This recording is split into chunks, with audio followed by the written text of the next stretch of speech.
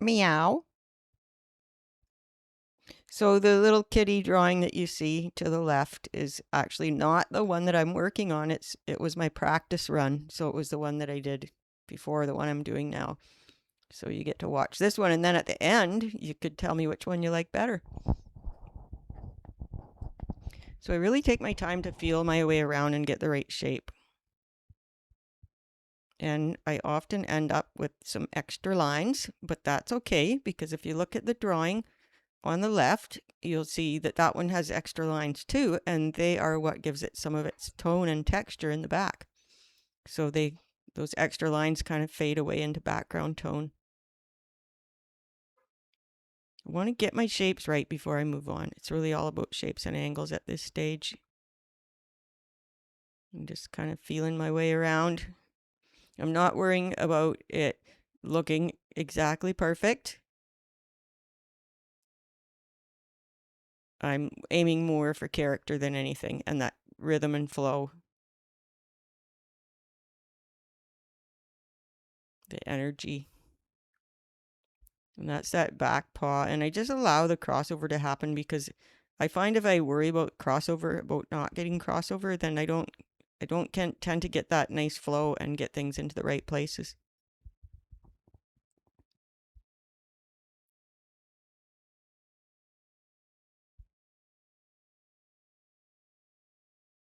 So slow and steady.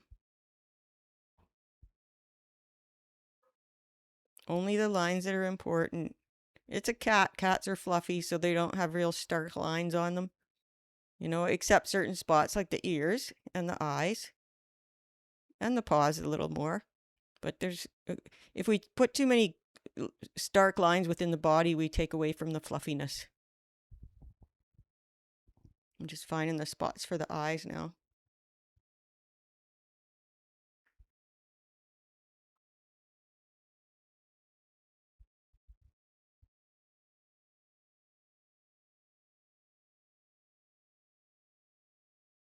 And then getting that muzzle in there.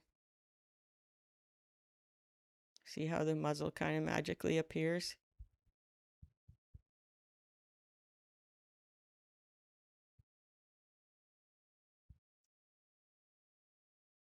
I like to keep my lines really light at this stage because it's so easy to correct when the lines are light. If I get in there with stark, hard lines, then it's a lot harder to correct. And I want the eyes to be in a place where it looks convincingly cat. It looks like they go together.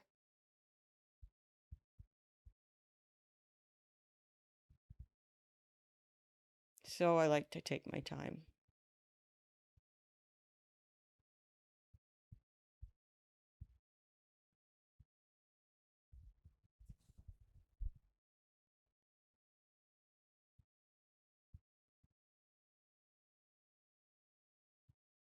Get those shapes of the little eyes in.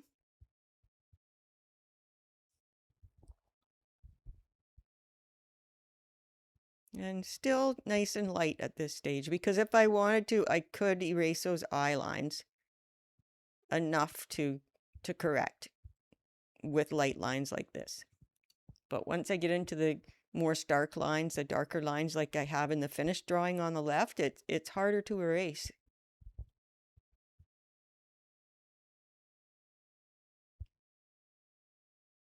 And this is a Staedtler matte graphite pencil. So it's a little different than regular graphite pencils. I use it because it shows up well on video with nice dark lines and it doesn't give that shine. So but the backs the back side of it is that it's harder to erase. So it's not like regular graphite pencil that's really easy to erase. So that's why I have to be careful with keeping my lines light. But it sure gives a nice matte finish instead of that shininess that sometimes graphite can do if you use it too darkly.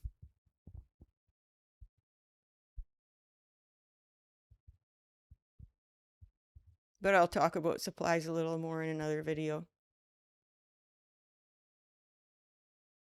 I'm liking the expression now.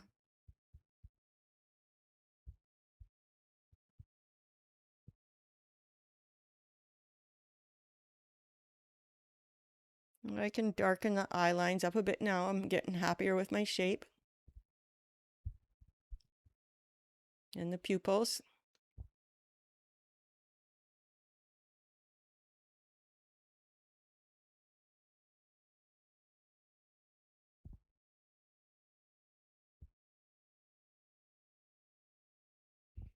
I really don't worry about it looking like any particular cat. I just like my cats to kind of become what they are.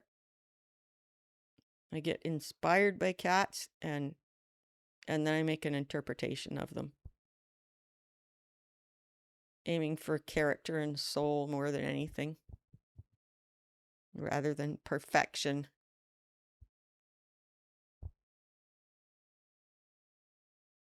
It's the little quirky crooked lines that you sometimes get if you get the lines a little bit off and stuff.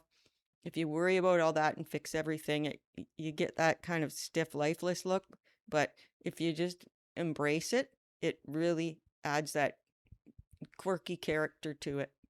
And that's what I love. The best drawings look drawn. They really do. I like a bit of kind of a sideways smirk. I feel like Kitty's face is really coming to life now. Sorry about the shakiness. It's ongoing struggle getting things to stay still, and I'm not sure why it shakes. I guess maybe I need a bit of a better support for my camera. I'm working on it. I've gotten a lot better at it. It's taken me a while. It's not my area of expertise. It's the drawing that I'm more comfortable with. The technology is I'm having to learn.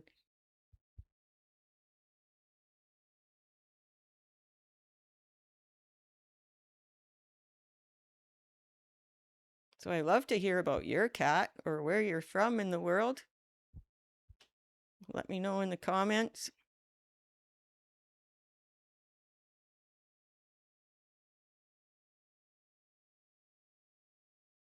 How many cats you have. What medium do you love to work in? I love to hear from you.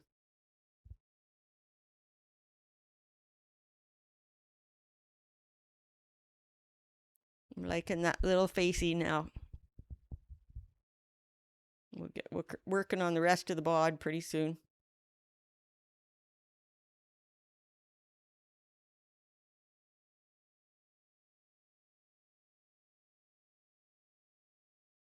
Just at this stage, I'm just really, getting the darker lines where I want them and the lighter lines where I want them. And I try to really vary my lines, like getting thick lines and thin lines, broken lines and full lines. All that adds interest to the drawing.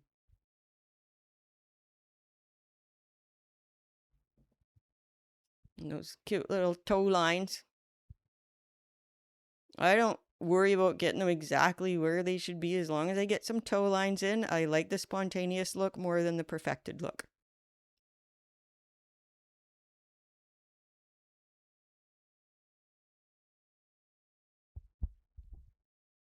And there's a little paw peeking in there. That looks wrong. I gotta fix that. I made it look too small. I got those toe lines too close together.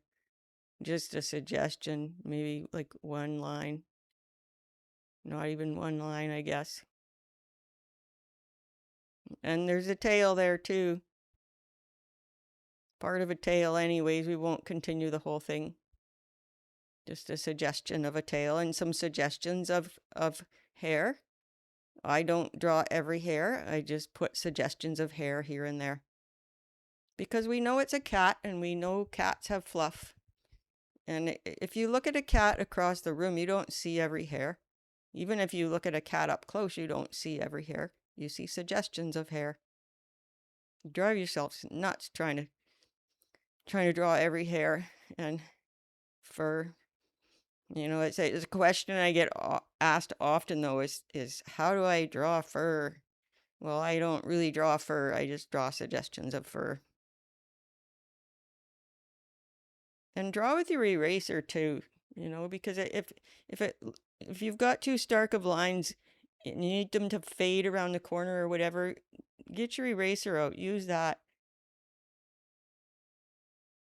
You know, the eraser is just as important. It's not just for correcting mistakes, it's actually for enhancing the drawing too.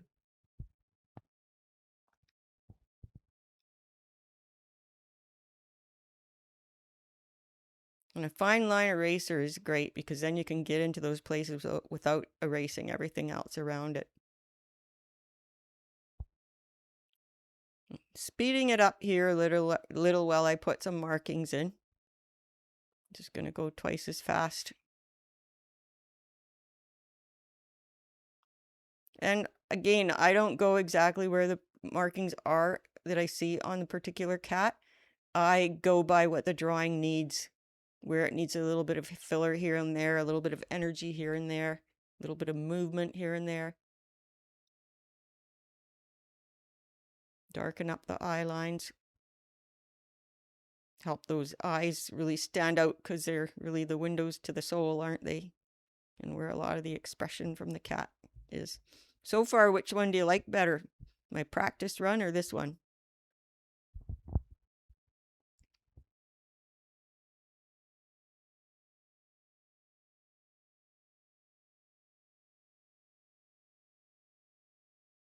And a good idea is to watch my video and keep the sound on and listen to me talking, but also maybe watch it later without the sound on so you can just not worry about what I'm saying but focus on what I'm doing. So that's one way you can do it.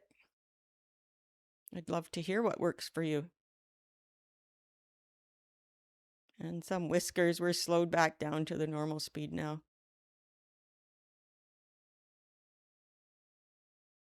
The whiskers kind of finish it off. And you can really, when I put whiskers in, I don't worry about them going in the same direction as what you might see in the cat you're drawing or the photograph you're drawing from or whatever. I draw my whiskers in a way that go with the energy of the drawing. If you have any questions, just ask in the comments. I love to answer questions. I'll do my best.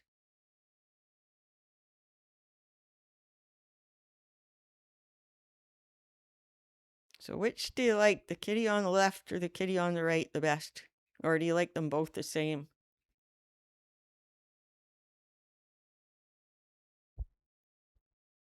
You can check out the links below in the description too. You'll find the link to the Facebook group, a cat drawing art workshop, and some other learning links too.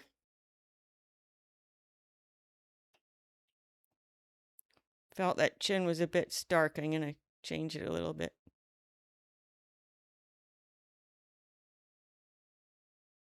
I don't know if I really changed it that much. Maybe I should have left the left-hand side a little lighter. Well, thanks for watching.